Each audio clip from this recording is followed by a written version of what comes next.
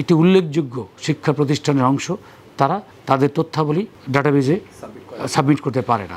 মাধ্যমিক ও উচ্চশিক্ষা অধিদপ্তরের মহাপরিচালক অধ্যাপক ডক্টর খান মঈনুদ্দিন আল মাহমুদ সোহেল বলেছেন, এমপিওভুক্ত শিক্ষক কর্মচারীদের বেতন দেরিতে দেওয়ার বিষয়টি একটি বার্নিং ইস্যু।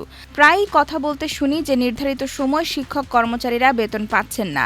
আগে প্রতি মাসের 28 অথবা 29 তারিখের দিকে আমরা ইএফটির মাধ্যমে বেতন ভাতার বিলের চিঠি পাঠাতাম মন্ত্রণালয়ে। মন্ত্রণালয় থেকে প্রস্তাব অনুমোদন হতে 7 থেকে 10 তারিখ হয়ে যেত, এজন্য বেতনও দেরিতে ব্যাংকে যেত। সম্প্রতি শিক্ষক কর্মচারীদের বেতন ভাতা, জীবনমানের উন্নয়ন সহ নানা বিষয় নিয়ে দ্য ডেইলি ক্যাম্পাসের সাথে একান্ত আলাপচারিতায় এসব কথা বলেন তিনি। মাউশির ডিজির দায়িত্ব নেওয়ার পর মন্ত্রণালয়ে বিল সাবমিটের সময় এগিয়ে আনা হয়েছে জানিয়ে তিনি বলেন, এখন প্রতি মাসের 20 তারিখে শিক্ষা অধিদপ্তর থেকে বেতন ভাতার প্রস্তাবনা মন্ত্রণালয়ে পাঠানো হচ্ছে।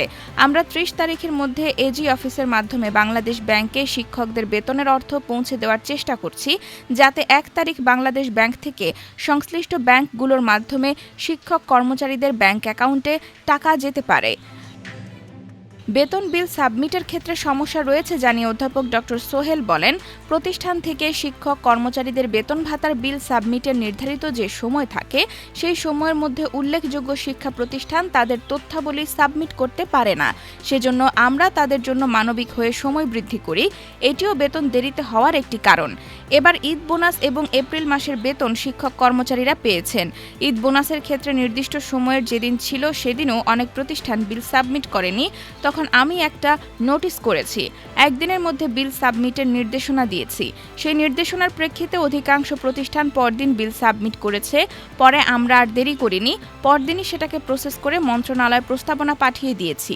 এর ফলে যথাসময়ে শিক্ষক কর্মচারীদের অ্যাকাউন্টে ঈদ বোনাসের অর্থ চলে গেছে।